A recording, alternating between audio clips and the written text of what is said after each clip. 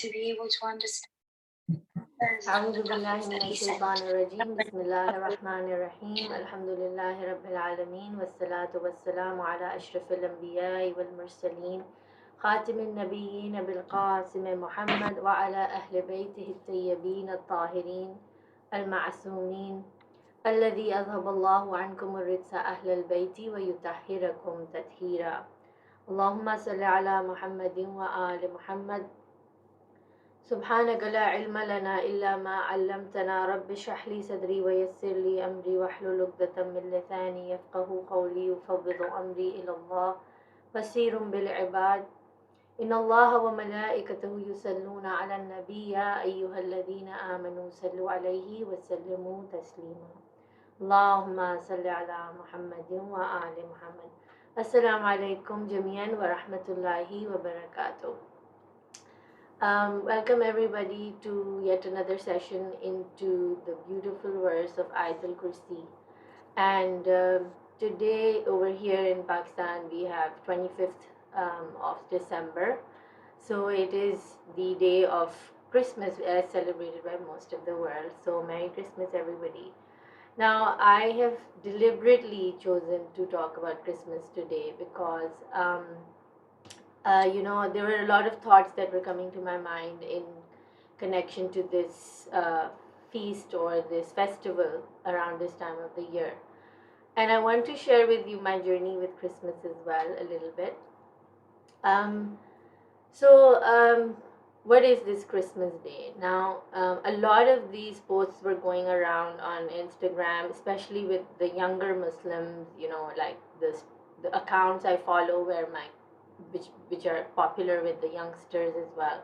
And there was just a lot of talk about why should we celebrate Christmas? We're not Christians, and do Christians celebrate the birthday of Prophet Muhammad? Then why should we celebrate the birthday of Jesus Christ? And for me, the answer was very simple: that we as Muslims do believe in Hazrat Isa, and Christians don't believe in Prophet Muhammad. So, we have that difference, and we do believe in that Prophet. And as Muslims, we believe in all of the prophets, and they're very special for us. And if we don't believe in any one of them, we're actually not Muslims, because Islam is not a religion that came only through Prophet Muhammad. It had started to descend from Hazrat Adam, and it just kept getting upgraded with every new prophet. And the teachings of God, the teachings of religion, the teachings of peace, Islam means peace. They are from the beginning of time. They're from the beginning of the time Hazrat Adam was created. So that was one thing. And the other thing is that, like if you look at the Jehovah's Witnesses, they don't believe in celebrating Christmas around this time of the year. And it was really interesting to see why they don't celebrate, and a lot of their reasons do make sense. So, for example, they say that a lot of the rituals in Christmas, like giving of gifts, like having the Christmas tree, like putting up the lights, they say that a lot of these rituals were part of the pagan, worship, and the way the pagans used to celebrate their god. And there's a lot of talk about the sun, so the pagans used to worship the sun. And so the Jehovah's Witnesses also, they give this proof. They say that when Hazrat Isa was born, Bible says that there were sheep grazing the meadows and the sun was out or something like that. And so it indicates that the weather was not cold. And that's why it is really important to understand that if there was no snow outside and it wasn't a cold weather, that's why there were sheep grazing the grass. And that's why it couldn't have been December, so it was April or sometime around there. But the feast of Christmas is also a celebration of the winter solstice. And the winter solstice is the longest night in the year. And in the Persian traditions, it's called the winter solstice is commemorated as the Shab-e Yalda. And Shab-e Yalda is this night, the longest night in the year. And because it's the longest night, there were all these superstitions around the evil and the demons coming. And so the whole night in the Persian traditions, they would eat pomegranate throughout the night, and they would eat these harvest and this fruit the whole night to keep themselves awake, and they would pray and they would worship all night to keep the demons away, because it was the longest night and it is dark, and night is considered uh, a dangerous time of the 24 hours, right? So there's so much around this feast that that has happened and evolved over the years. And should we celebrate? Should we encourage it? Should we not? You know, and I would get into these things, right? Because when my kids were growing up and they would celebrate Christmas in school, I used to be wondering if it's a good idea or not. So we when we become conscientious about these things, we want to um, we want to be able to justify our actions. We don't just want to keep doing them. So I used to do all this research and read up a lot on this. Where do I stand now? I stand at a place where I believe that people and their intentions. What are their intentions when they celebrate Christmas? It's a time that makes people happy, it brings people together, it brings families together. And, in Allah's world, nothing happens without His permission. Why has Allah allowed um, this this feast to continue, this festival to continue like this? And why does majority of the world celebrate it and find joy in it? It's a time of the year that unites at least the Muslims and the Christians, because we believe in Hazrat Isa and so do they, and that makes the majority of the population of the world. And one more thing that I want to say here is that, recently I started realizing what are birthdays actually. We don't want to. So let me finish the first thing. The first thing is that we want to not be superstitious, not superstitious. We don't want to be superstitious people. We want to be clear in what we're doing. And the clarity is that, are people really worshiping the sun now? Are people really being paganistic right now? What are their intentions? Is the general public really doing Christmas because of some evil intentions or some idol worship? So we want to think about all those things. And there are genuine people who are doing it out of good intentions with a good spirit, and it's bringing out so much good. Of course, people can go extravagant with buying presents, and there is a lot of competition sometimes in some areas of competition, in the sense that who got so many gifts and who got, because this is what you see in Christian homes when they have to give the presents. And it's something that we experience at Eid too, don't we? Like, who's wearing what clothes and how much Eid did we give, and then it becomes a competition. So it's not really about Christmas itself, it's about how we deal with that festival. How do we deal with that occasion? And in a sensible way, in a moderate way, we want to do this. And I used to be a very I used to be a skeptic. So I used to not want to teach my children about Santa Claus and these things. But I realized that eventually, like now, my eldest is 16 years old. She knows very well that we're Muslims. Christians do Christmas, but Christmas is just a fun festival. That Santa Claus isn't really real. And Santa Claus is actually, again, there's a whole history to Santa Claus. He was a saint. He was a saint, and he was a very generous person, and he used to give presents to make people happy. And there's a story around it. I can't recall it exactly. So these things have not just come out of some evil intention. The intentions are great, and we as people can participate in these, occasions with a lot of conscious effort into why we're doing it, what we're practicing, how far we want to go with it. And that makes all the difference. If our intention is to create integrity, unity, integration in society, love, the spirit of joy, excitement, slowing down our lives, all of that, then why not? And we can also go forward a little further with this and talk about the actual birth of Hazrat Isa on this day. And like I was saying, recently I've come to this realization that what are birthdays? Birthdays are actually a day to celebrate a new life that a mother gets, because the birthday is actually the day when a mother goes through that pain and labor of giving birth to the child. So the child comes into the world, and we hear from a hadith that it is one of the most difficult times for the baby, because baby goes through this tough time of going through the pains of labor. But what about the mother, right? And the day of Christmas, even if it may not be the actual date, what is the spirit of Christmas? It is about Lady Mary, the day when she gave birth to her child, the most miraculous child ever. And I want to talk a little bit about her today. And so Rumi talks about Bibi Maryam in a lot of different contexts, but there's one saying which is my favorite, that he says that if Mary had to go through the labor pains for Jesus to be born, and if she had given up, then Jesus will go back to from where he came from, and that this is a metaphorical, poetic way of talking about the spiritual journey. Now, the spiritual journey of every soul um, has to be understood in so many different ways.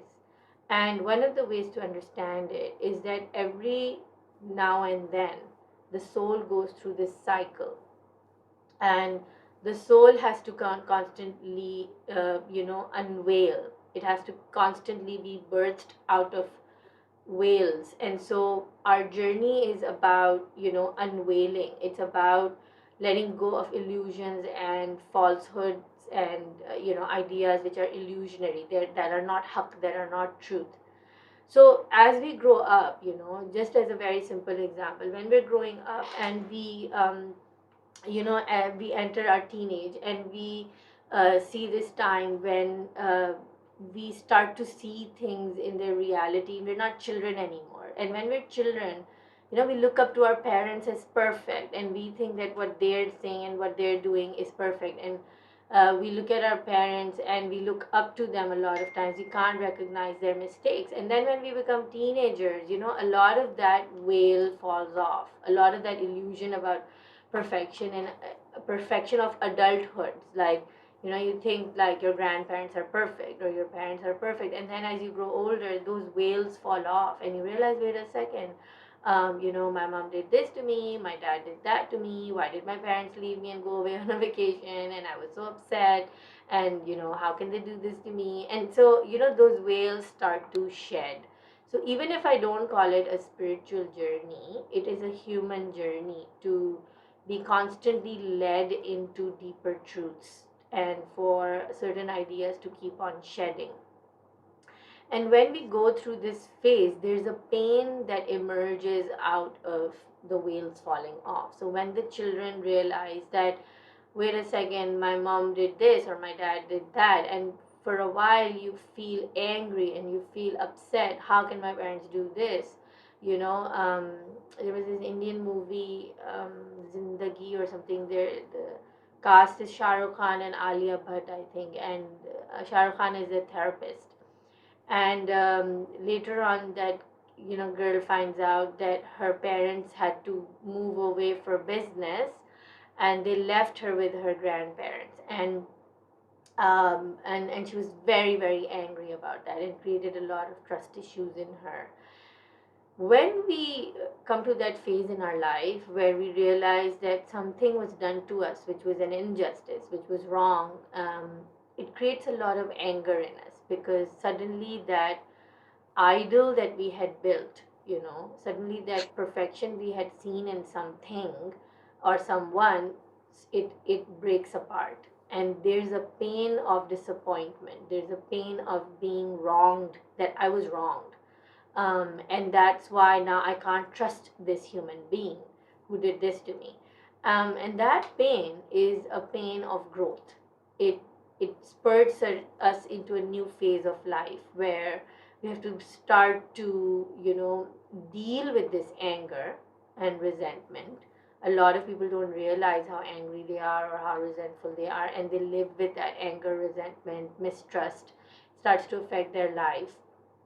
And when they awaken to it and they realize, look, I'm sick of being sick, I'm sick and tired of hating on people, of mistrusting, I'm not happy like this, there's this constant sadness inside me, disappointment, depression, I can't have good relationships with people, when this emerges, this dawns on us that, wait a second, I have something within me that I need to let go.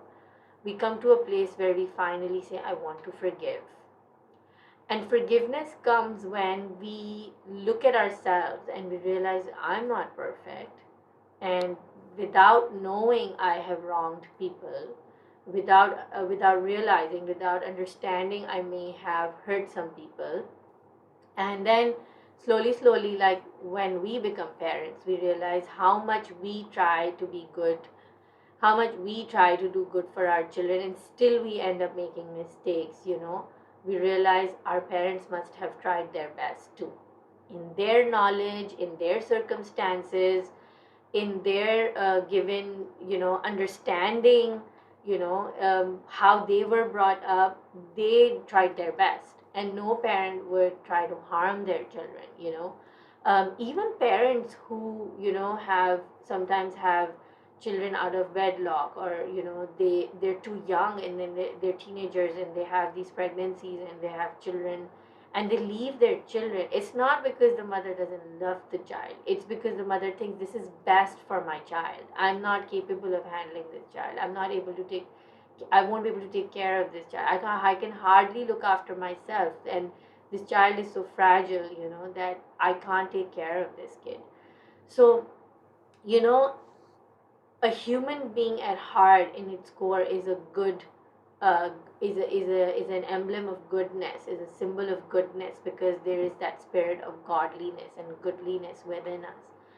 And so when these layers, they shed, and we come to this understanding of, you know a new truth, we go through a pain. When that pain comes, then that pain cannot be lived with. So I want to share with you something from Dr. Joe Dispenza's book. I just received this book last night and I'm so excited. I've been reading it on Kindle, and I've been reading it on audiobooks, and now I have a physical copy. So I'm really happy, because books just feel so good in your hand. Now, over here, I'm reading from page 164, where it talks about the benefits of heart coherence.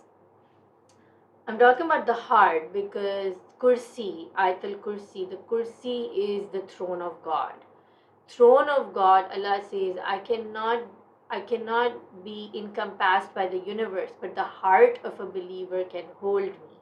And so I want to talk about the heart. And this will connect to what I was just talking about, the shedding of the layers when truths emerge to us, and truths come and descend on our hearts, and we awaken, and how it's connected to the idea that Bibi Maryam, I was talking about Bibi Maryam, and Bibi Maryam went through this phase, this trial in her journey in her life, where, let me read out these verses, that she went through such a painful experience in her life that at one point, when she's asked to go and give birth, Maryam says that, then the pains of labor drove her to the trunk of a palm tree. This is Surah number 19, ayat number 23. And she cried, alas, I wish I had died before this and was a thing long forgotten. She's saying that I wish I had died and nobody would know about me and I was forgotten completely. Um, have we not, in our journey in life, felt like that so many times, when trials become so difficult that we need so much courage and resilience and persistence to go through that trial in our life that sometimes it's just easier to imagine not to live. Because especially if we have idea of love of God. Rumi says that dying is the night of union with the beloved. um, so he calls it his wedding night, that it's the night of union with the beloved. So shabe urusi, he says. And so sometimes we're going through so much pain that we feel like it would just be so much easier just to be with God. I don't want to be amongst human beings. They break my heart, they hurt me, sometimes they're so deliberate, and I don't want to live. And Maryam is going through this phase where her trial has brought her to a place in her life where she knows that what is happening with her cannot be understood by the masses. People are not going to understand what she's going through. They're not going to understand her journey, her pain, her situation. Where did this baby come from? So it's taking this toll on her, and she is feeling this human anxiety, and she's feeling these panic attacks where she's feeling like I'm calling it a panic attack, but this is what it may have felt like for her to go through this shocking experience where she's having a child and people will slander her and think things about her when she knows in her heart that she is pure. And so many of us on this journey to God will go through experiences where Allah purifies the heart, where we know that human beings stop being become they stop being that source of solace or support or love or any kind of help, and they will not understand us because what we're going through is so just your personal journey. And Maryam is going through this, and she's going through this journey where she's isolated, she's alone. And in that moment of isolation, her only solace and her only support is God. That's because she's this woman of faith. And we go through a lot of moments in our life where, in our period of pain, in our points of complete brokenness, we feel isolated. um, you know I was just going through this moment 2-3 days ago where I was going through this low point, and I realized that my best friend was really busy. Another friend was traveling. Husband was out for a meeting. Kids were busy with their own thing.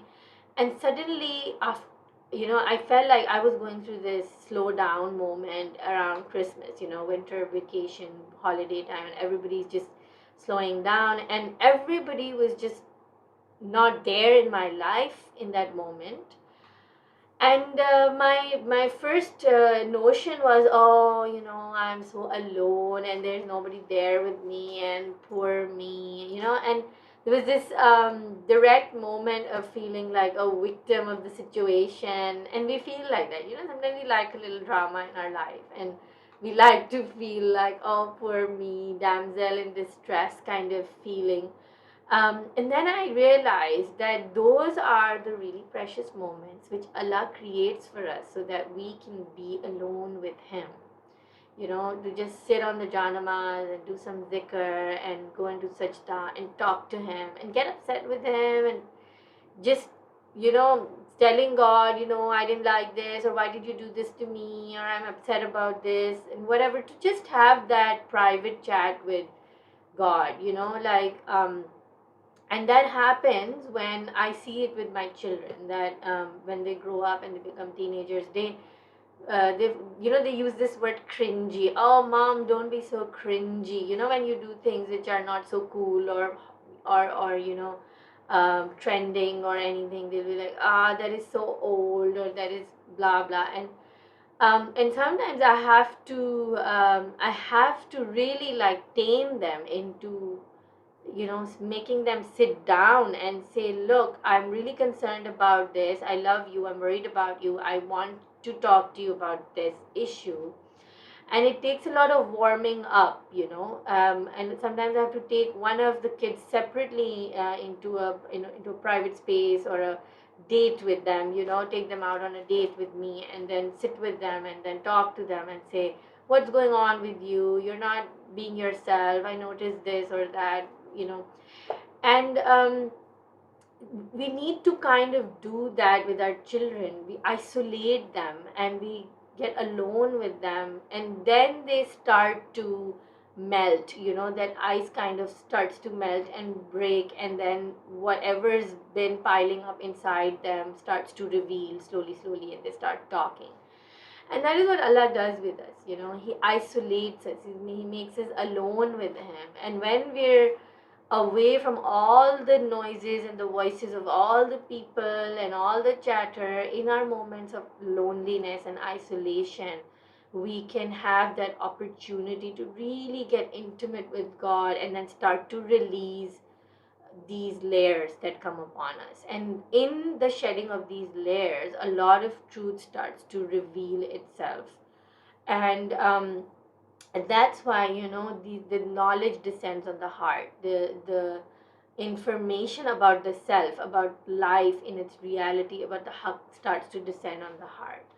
So that is why I want to talk about this heart coherence from Joe Dispenza's book, Dr. Joe Dispenza's book, because the heart is where the truth descends, where the veils get removed, and where we can understand ourselves better and we get closer to Allah subhanahu wa ta'ala. So on page 164, he talks about the benefits of heart coherence.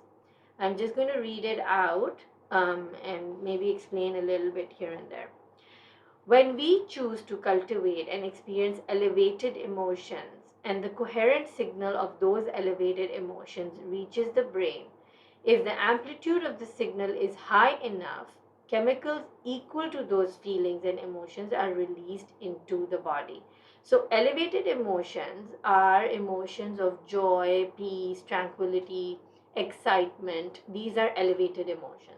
And if we can experience elevated emotions, then certain chemicals get released into our body. We call this a feeling, and positive feelings like this make us feel lighter and freer. Remember, we were talking about how this world is a world of material and density, and so it's heavy. And the word dunya comes from the word adna. It is the lowest of the world, it is the heaviest. And the example I always give is that dreams have, if you look at yourself in a dream, just imagine yourself in a dream, your body is lighter. It's a fluffier body, like a cloud, like light body. So the different realities we experience, this dunya is heavy and dense and matter based. As we go higher up in the realms, the dunya become, the worlds, the realities become lighter and lighter, and we experience higher realities through the heart. That is why the way to God is through the heart, and that is why there's a journey of the heart. And when we feel joy or elevated emotions, we start to feel lighter. That's why when we're happier, we say, I'm feeling so light today. And when we are feeling upset or angry or things like that, we say, oh, my heart is feeling so heavy today. I feel so burdened. There's a weight weighing us down. So this is what he's saying, that when this elevated emotion comes, there's a feeling which makes us feel lighter and freer. In other words, the energy of your whole state of being is elevated. Again, the word elevated is elation, right? When we're happy, we say, I'm elated. There's an elevation to you. And ascension. Ascension is going higher up. Ascension is also mi'raj.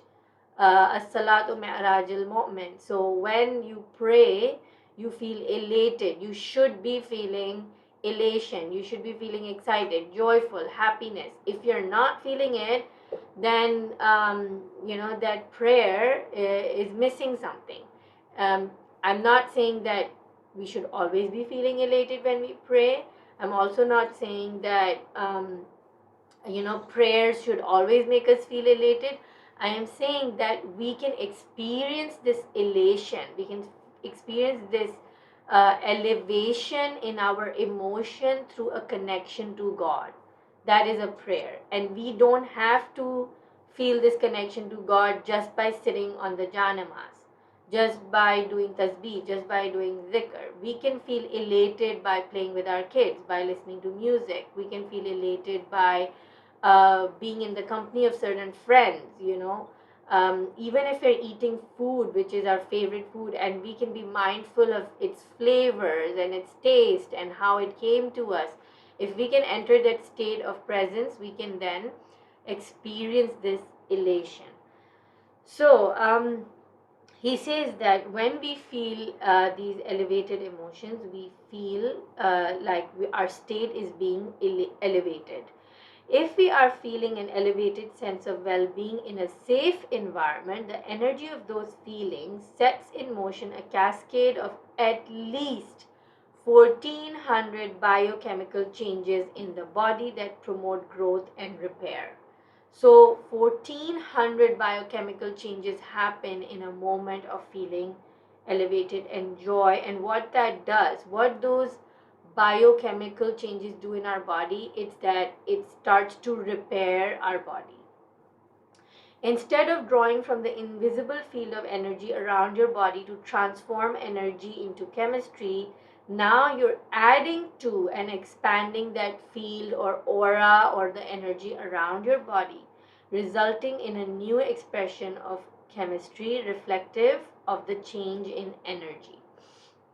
So he's saying that through this biochemical change, instead of extracting energy from an outer field, because we're not just a physical body, we're a physical body, we're an energetic body, we are an etheric body, we have an aura around us, there's an electromagnetic aura which emerges from the heart. And scientists have been working on the electromagnetic power of the heart.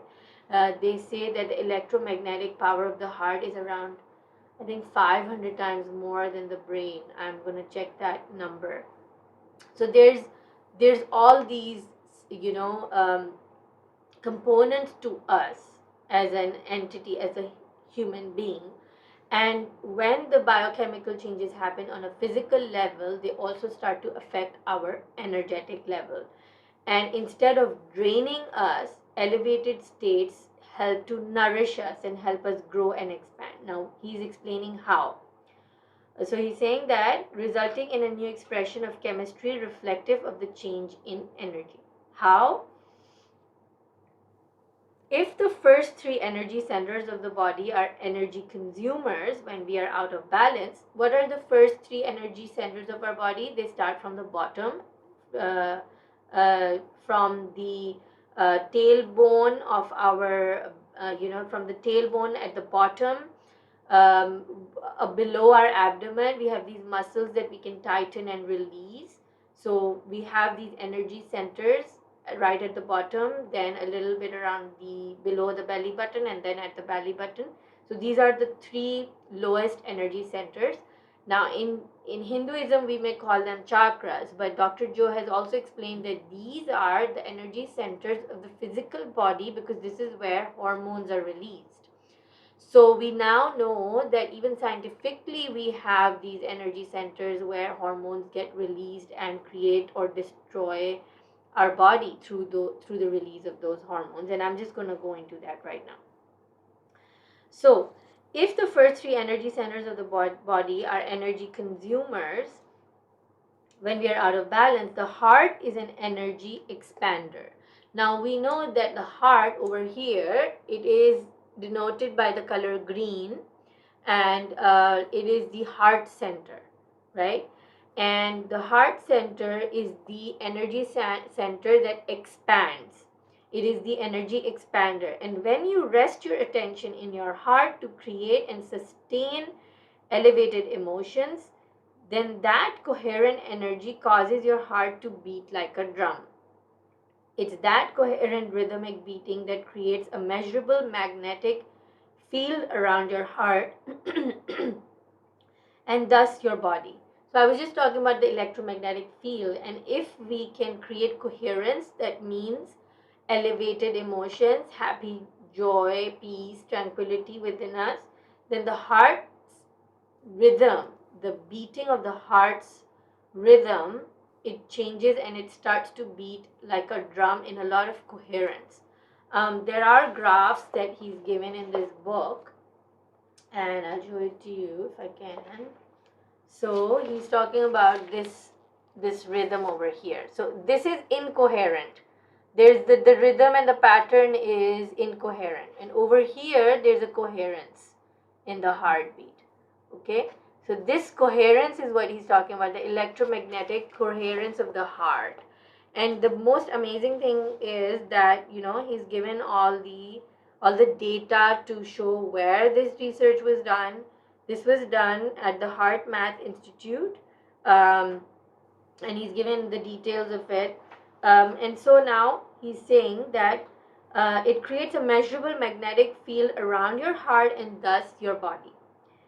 Just like the focused beat of a drum that produces a measurable sound wave, the stronger the coherent rhythm of the heart, the more expanded your field becomes. When you are feeling hurt, on the other hand, when you're feeling hurt, anger, stress, jealousy, rage, competition, or frustration, on the other hand, the signal from the heart to the brain becomes incoherent. So these are the feelings that create incoherence. And this triggers the release of approximately 1200 chemicals into the body equal to those feelings. This chemical dump lasts approximately 90 seconds to 2 minutes. Now this is very interesting, okay? So he's now talking about the negative emotions, the negative feelings, right? And he's saying that this negative emotion or negative state of the heart and brain causes 1200 chemicals to be dumped into your body, which lasts for between 90 seconds to 2 minutes. Now, in the short term, these stressful feelings are not harmful. Okay? In fact, they resolved that they improve your resilience. For example, when the adrenaline rush comes, it pumps you up. It gives you that energy and power to go ahead and fix the solution. For example, if you're God forbid your child is stuck in a fire, a mother will have that energy and the power and the resilience to walk through the fire and get her kid out of the fire. And we've seen that in real life. There have been incidents that would come in newspapers and news that how people are in that moment have that superpower to do things that normally we would not do. So in the first 90 seconds to 2 minutes, the short term, this chemical release in the body is causing resilience within us. Now, however, the long term effects of unresolved survival emotions put the entire body into a state of incoherence, making you vulnerable to stress related health challenges. These survival emotions draw from the field around your body, causing you to feel separate and materialistic because you're putting most of your focus and attention on matter, your body, the environment, the time, and of course the source of your problems. And so what I want to share here is that feeling of guilt, for example, in our talks we've been talking about releasing emotions and talking about healing. Guilt is something very pronounced in a lot of us who were brought up in religious homes and backgrounds, right? Because we were always uh, tamed, we were always controlled, we were always disciplined through the idea of fear. And what the way we were given fear was that if you don't do this, then God will be upset with you. If you don't do that, then God will not love you. If you don't do something, then God will abandon you. So a lot of what we were taught came from a place of control through a negative consequence. And the effects of that is that because we stayed in this state of fear for longer than necessary, a lot of unnecessary guilt has been built up within our subconscious. And while guilt is a good thing, because, for example, if I steal from somebody, um, and stealing is not like deliberate stealing, right? Like I'm going to run away with something. Stealing is sometimes not giving proper change to somebody, not returning their dishes after they gave you food, or you're too tempted. So it happens in subtle ways as well. Now, this feeling of guilt, what it does is that it prompts you. It gives you that little red light and says something is not right. This is not good. You shouldn't be doing this. And what that does is that it aligns us and puts us back on track of doing goodness. It brings us back to virtue. So that was good, right? That guilt was good for us. But then if it stayed on for too long, then even after resolving our issue, for example, I liked something from somebody and I felt like I could keep it, but then there was a little guilt inside me saying, no, you know what, you haven't asked her. Just because she forgot, it doesn't mean you keep it, etc. And you go back and you give it back. But overly guilting would mean that why did I do it? Why did I do it in the first place? How could I have done this? What kind of a person does such a thing? I'm so pathetic. I'm so bad. I shouldn't have done it, blah, blah, blah. And then that guilt just keeps going on and on. And so we're unable to deal with a lot of situations by letting go of them. And we hold on to that situation and we keep that situation and we keep repeating it and we keep making it into a loop in our minds.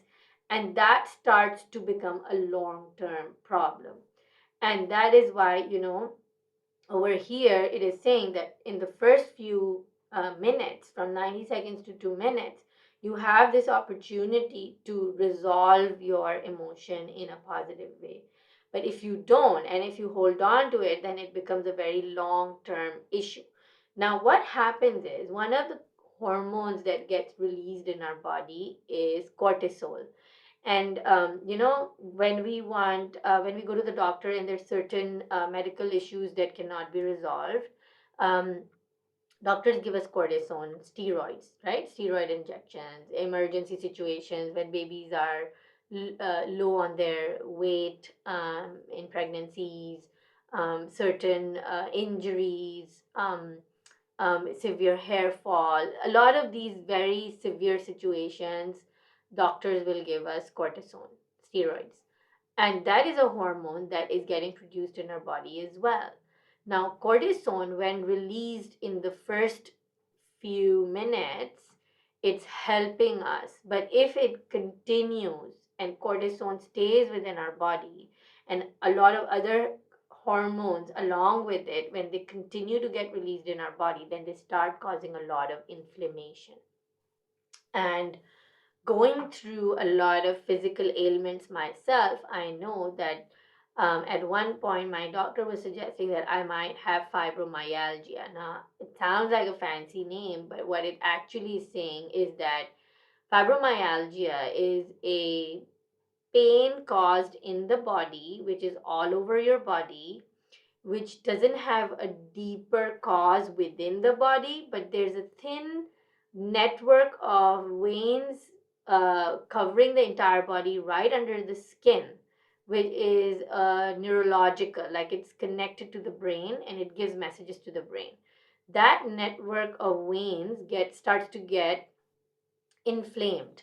And when that gets inflamed, you start to feel pain all over your body in different places. But when you go to the doctor won't really be able to tell why you have this pain. And then they will give you this term these days, fibromyalgia, like the fibers and the veins, the network under your skin, which is a neurological system, is getting affected due to stress. So my doctor said, oh, there must be some stress in your life because of which your body hurts and you have these pains, and that's fibromyalgia. And I would say, no, I don't have any stress. I don't have any, I'm okay. Of course, you're not just going to open up to any random doctor and start talking about your problems, but the truth is that Now, I'm going to read this next passage, which will give you further understanding of what I'm talking about. There's a minute to minute, moment to moment stress that we allow our bodies to stay in if we are not mindful. And that's why mindfulness is so important. So Dr. Joe continues and says, among HMI's most significant findings, these are the findings they found through their experiments, right? Is that what we feel on a minute to minute, second to second basis influences the heart, and that our feelings and emotions are a key aspect of unlocking heart intelligence. Because feelings and emotions are energies that emit powerful magnetic fields, the stronger the elevated feelings, the stronger the magnetic field. In fact, the heart produces the strongest magnetic field in the body, 5,000 times greater in strength than the field produced by the brain. See, I was wrong. It wasn't 500 times. It's 5,000 times more than the brain. So the heart is producing an electromagnetic field which is 5,000 times greater in strength than the field produced by your brain. Place your fingers on your waist and feel your pulse. That pulse is a wave of energy called the blood pressure wave, and it travels through your entire body, influencing everything, including brain function.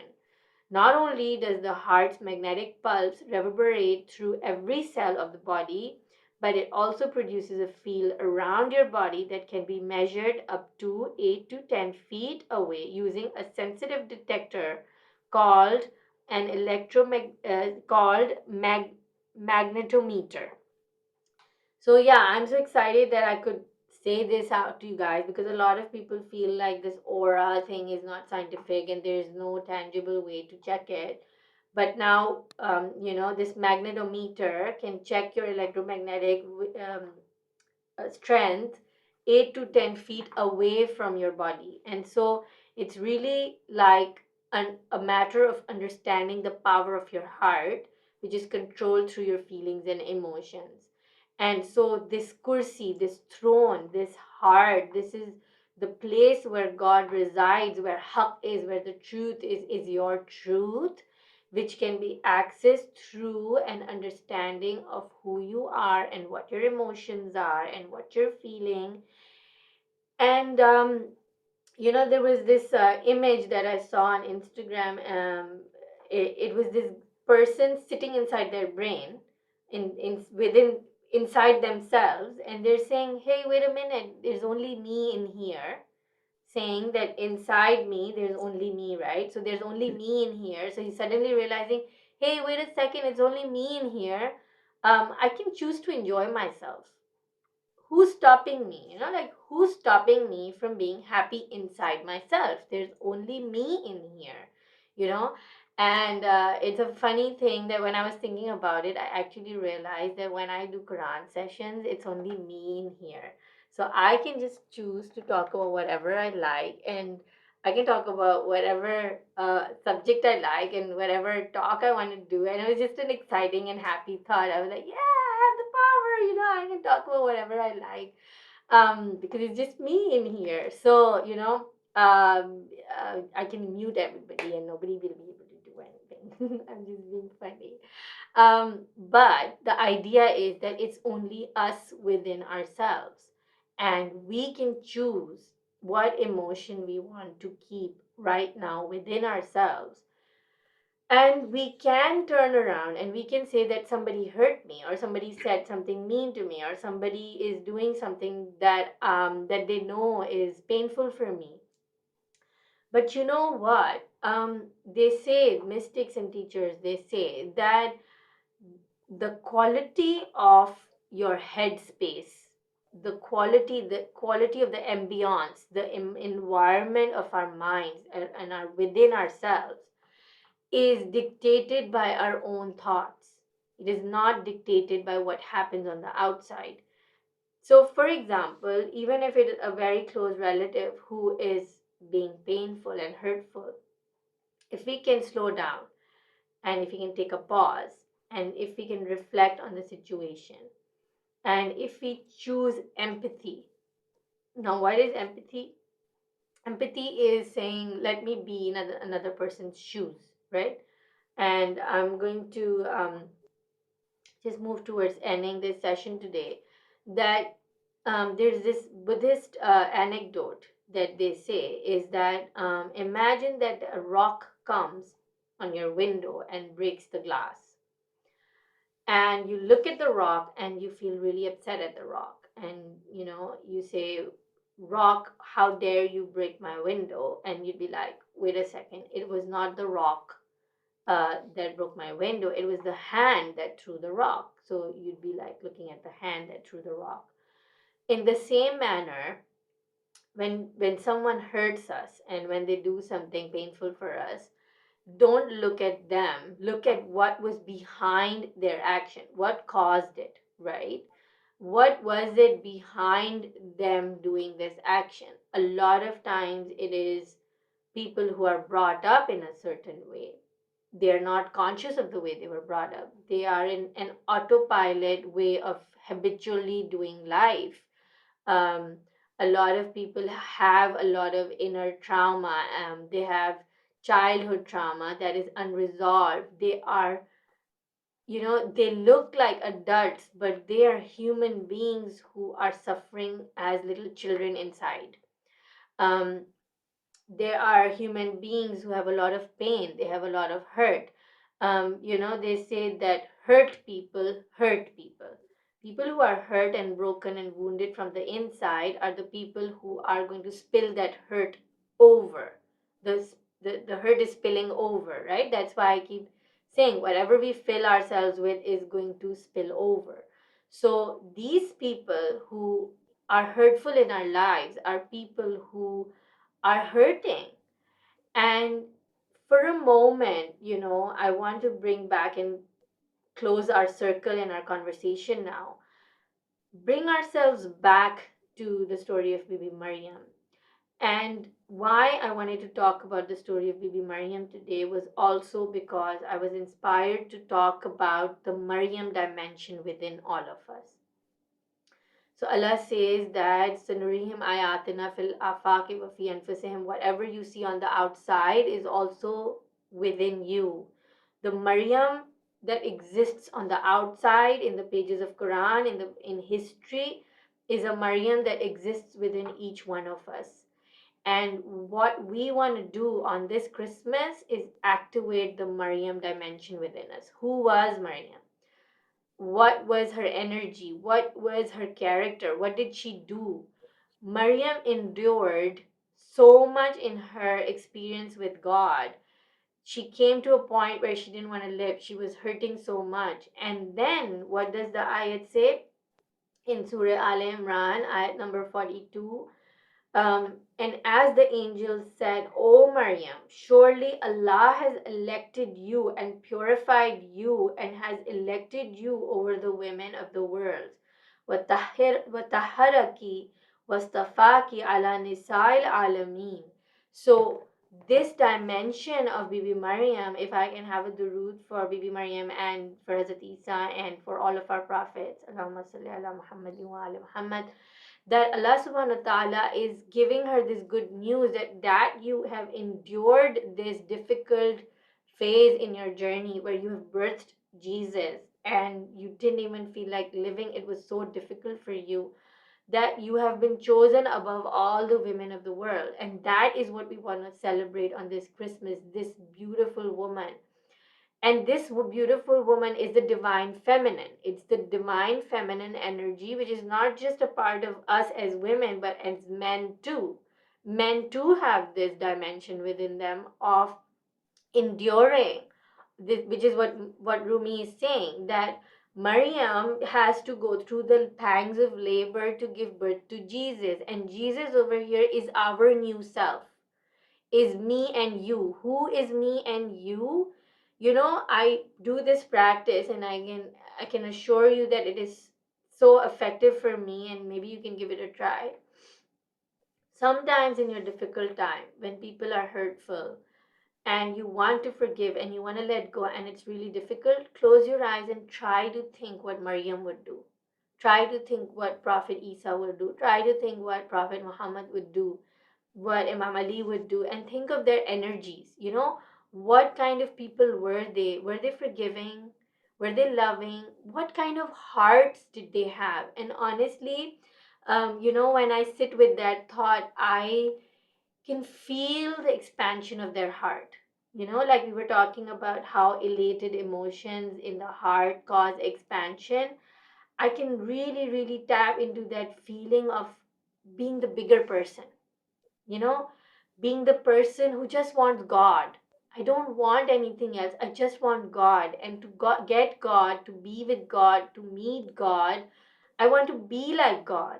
And God is the one who is saying in the Quran that I know that somebody has wronged you, and you can do qisas, you can do diyat, like you can take, like blood money. Even like if somebody is hurting you, go and you can take your um fair share of compensation.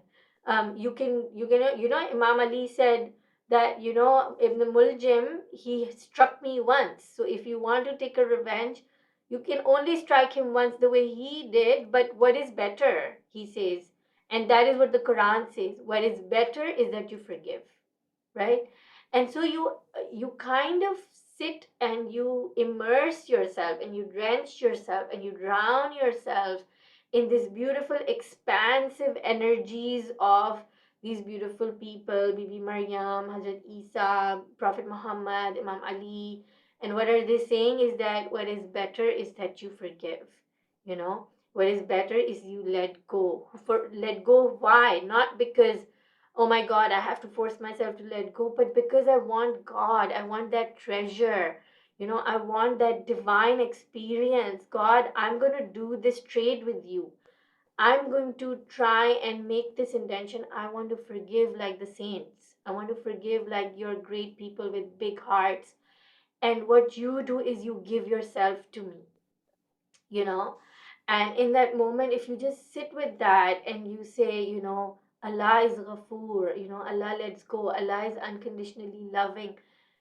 Honestly, I am not one of those people who can say I have a big heart and la la la, because it's so hard. The only thing I have learned in my life is that I can't forgive people.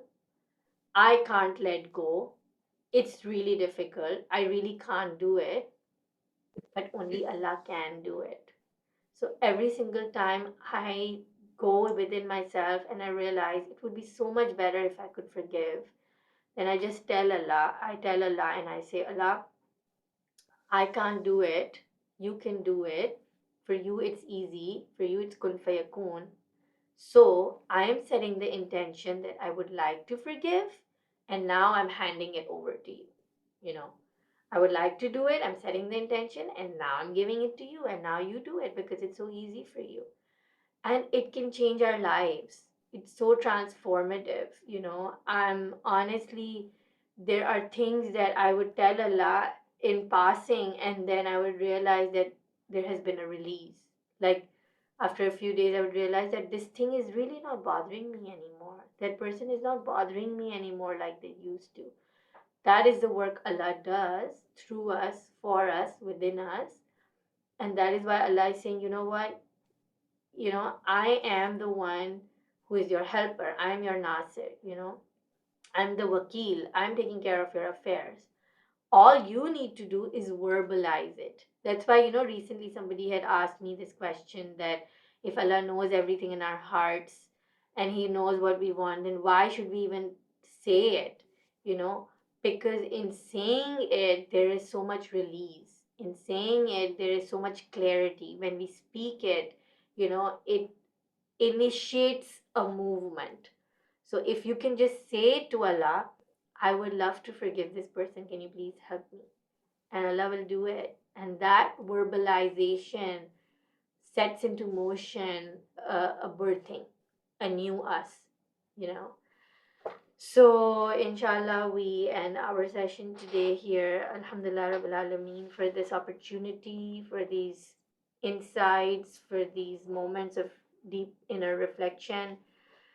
Um, we put our hands up to Allah subhanahu wa ta'ala, and we come to Allah subhanahu wa ta'ala, to the one who is our friend, to the one who is our wali, to the one who is our protector, the Hafiz. O Allah, we come to you in our humility, in our brokenness, in our inabilities, with our flaws, with everything that is despicable about us, that is disgusting about us, that we are unable to accept about ourselves. We come to you with all of it and we show it to you and we throw it in front of us, showing to you, oh Allah, that this is all we have. Really, we don't have anything to hold ourselves accountable for, Ya Allah. We really don't have much to pass our case, Ya Allah, but we're only here because we know that you are kind and you're loving, and because of our hope in your fazl and your karam and your mercy and your love and your kindness and your forgiveness and your generosity. We rely on that and we come to you, Ya Allah, because we know that you are our only hope.